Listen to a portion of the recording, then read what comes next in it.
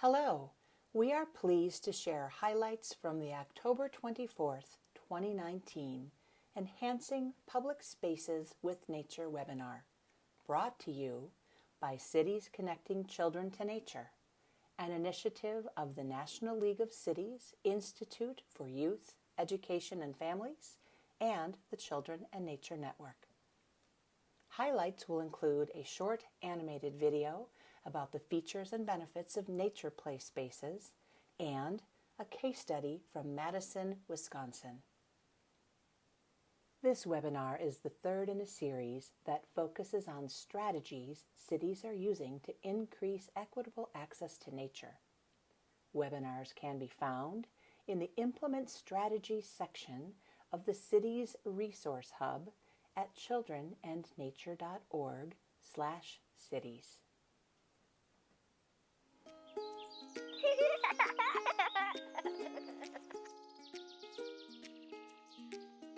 Research shows that playing in nature makes children happier, healthier, and smarter. But too many kids miss out on nature's benefits because they don't have safe, outdoor places for play and learning. Innovative cities are helping kids thrive by creating nature-filled play spaces. Your city can do this too. So what are nature play spaces? Nature play spaces provides kids with hands-on outdoor fun. You'll find things like boulders, logs, streams, and paths, perfect for unstructured activities such as dramatic play, fort building, and creating works of art. This type of kid-directed play is proven to improve physical and mental health, executive function, social skills, and academic success. Creative cities are adding nature play areas to places like libraries, schools and childcare centers, and new developments. What makes up a nature play space?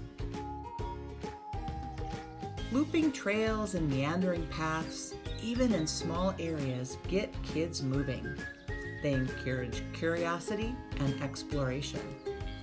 City parks and transportation departments can team up with community partners, safe routes to schools, and other programs to design and fund paths and trails that inspire adventure.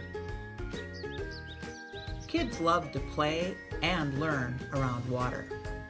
Small ponds and streams provide wildlife habitat and opportunities to discover. These features can also help with stormwater management. Water utilities can partner with cities, schools, and watershed agencies to create play spaces that manage stormwater and connect kids to the benefits of nature. Multi-level play areas get kids climbing, crawling, and moving. This develops strength, balance, and gross motor skills. Natural building materials, like stumps, sticks, and hay bales, encourage kids to plan and create together. Logs make great levers and ramps and are great for climbing and balance, a combination of physics and physical activity. City parks and forestry departments are a great source for logs, sticks, stumps, and wood chips, giving new purpose to downed trees and trimmings. Let the fort building begin. Best of all, you can mix and match nature play elements to create play spaces that work in your city. Imagine the possibilities. Tell us about your nature play spaces using the hashtags CityKidsToNature and Nature Play Space. Find supporting research, tools, and resources at childrenandnature.org and join the movement to increase equitable access to nature.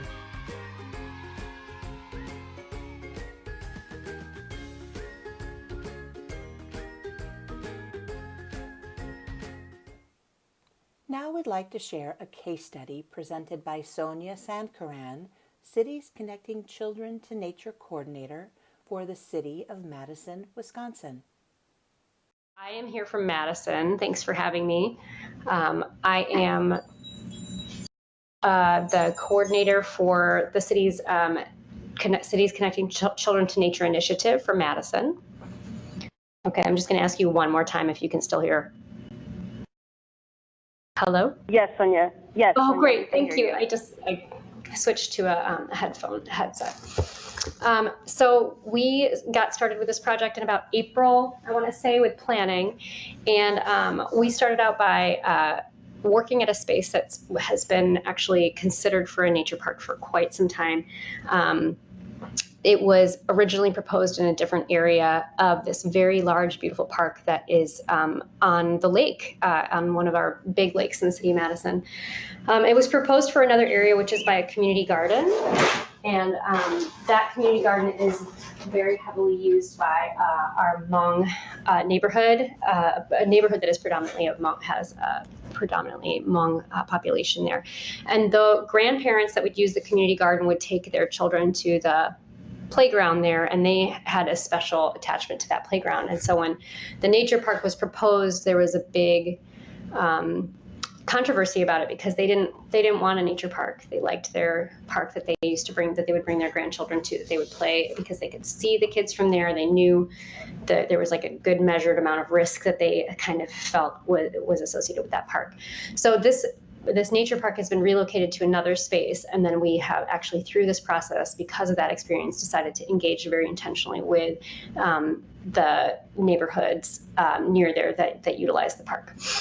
So this is an aerial picture of the new area. It's a little bit hard to decipher, and that I put this image in there intentionally because if you are starting to do a process like this, it is extremely complicated to find the correct site. It's not a typical process. So for us, this has not been a typical process at all. So one of our first meetings, we looked at a map like this. All of those lines are associated with different underground lines. There's electric, there's water, there's cable, there's all sorts of things.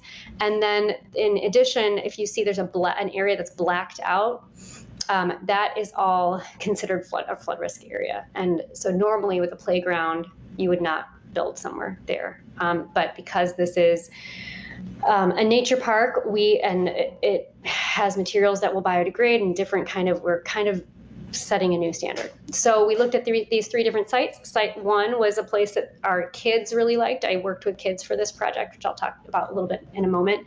And they really liked that site, but because it was so narrow, we eliminated that. The second site was near a rain garden, which is really lovely, but it wasn't very big. And so we settled on this third site, which is in that flood risk area, but we decided we would take the risk. So another thing we had to take into consideration was distances from the road, the bike path, the basketball court, the shoreline. Those are all established by the city. There's like a distinct number of feet that you have to be from all those things.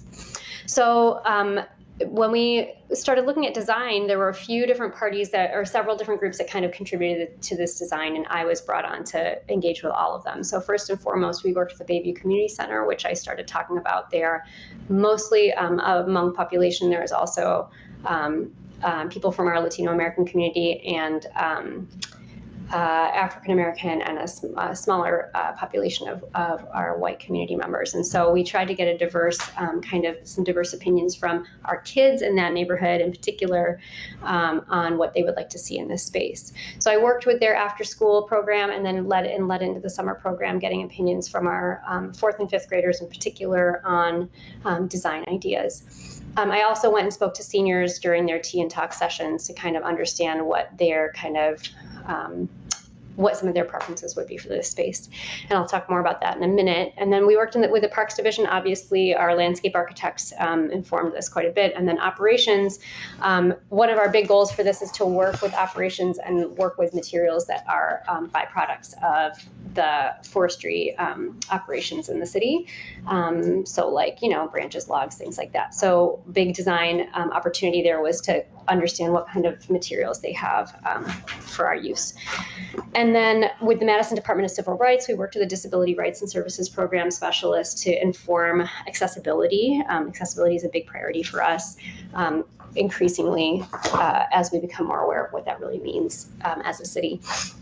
And so we're really kind of trying to put in some really more developed pathways through this nature park, which might seem more developed than somebody would like to see in a nature park, but we feel it's important. And then the nature play and learning design concepts, which I've learned so much about over the last 4 years working with the Children in Nature Network and the National League of Cities. So things like incorporating gross motor, elements that are going to stimulate the gross motor development, vestibular development, balance, sensory integration, and then imaginative play. So some of the elements you see in the pictures here, one is a lounge chair, that funny cut log that's like cut down the middle. The kids wanted lounge chairs, so we made lounge chairs out of tree trunks. On the right, there's an emerald ash that's been affected by emerald ash borer. There's a lot of those that come down around the city. Luckily, it's a hardwood. We'll be using it for a climbing structure. And then below is a picture of our log raft that will be used for imaginative play. And you can go to the next slide. Oh, am I advancing the slides? Oh, hello. I'm advancing. Here we go. Oh, great. Thank you. Okay, so what we ended up coming up with, this was rendered by the landscape architects. We can just take a second to look at this. It has a path coming in from the bike path. We settled on having a bench pad where there could be a bench and a space for someone in a wheelchair to be able to pull over and either supervise their child, or a child in a wheelchair to be able to pull over and have a space right there in that bench pad. There's a circular, like a circuit path, which is often recommended for nature play spaces. That's all wheelchair accessible. There's the log raft will have a ramp going up it and a little accessible kind of deck on it for wheelchairs. A little hillock in the middle. We will have fort building materials, so we'll have some loose parts. The lounge chairs, as you can see, and then we'll have boulders in kind of a long winding pattern to represent a dragon, which came out in the conversations with our Hmong elders as being an important element. Being near the water, the dragon spirit is something that they all think about a lot. They all wear a bracelet and talk to their kids about the dragon spirit when they're playing by the water. And then this is being put in next to an existing swing set, so that's also there. Okay, next. Oh, and a small fort. I forgot to mention that. So as far as community engagement goes, we, from the very beginning, the reason that I was brought on for this project is because that's kind of my corner.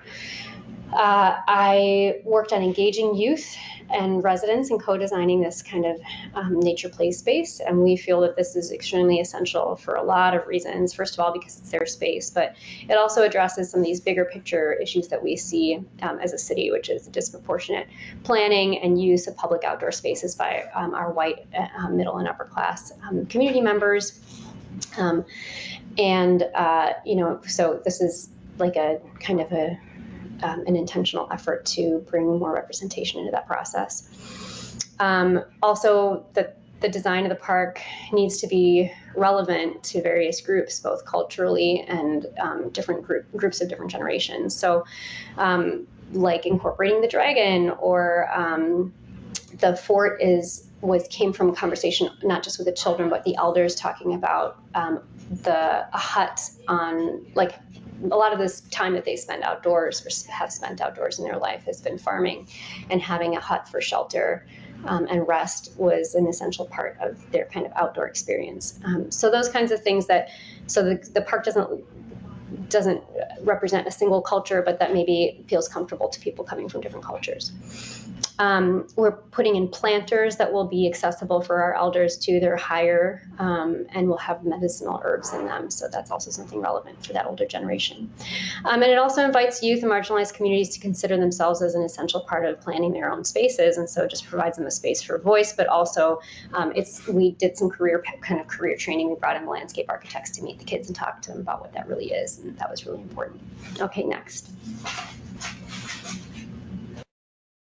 So this is just a little representation of some of the community engagement output that we had. The elders mentioned that they would like benches along the shore. So as I mentioned, this is a huge park. If you see that in the aerial map, on the far right lower corner is where the park will go. But the park extends much further over toward the west with this long, beautiful path along the shore. And you can even see the community garden on the upper left part of the picture, and that's where they would be coming from often. So they mentioned it's essential for them to have benches along that path in order for them to visit this space. So we are working on that. They said flowers are something that they would love to see. The Hmong hut, hills, they remember going up and down hills and when they would be farming in Thailand or Vietnam or wherever they are from. The dragon motif I spoke about, medicinal herbs and native embroidery patterns. The kids loved the idea of having a maze an outdoor maze through the grasses. So we're going to try to work on that. They wanted some climbing, the fort we talked about, the lounge chairs, and the boat. So all of these things were youth ideas as well.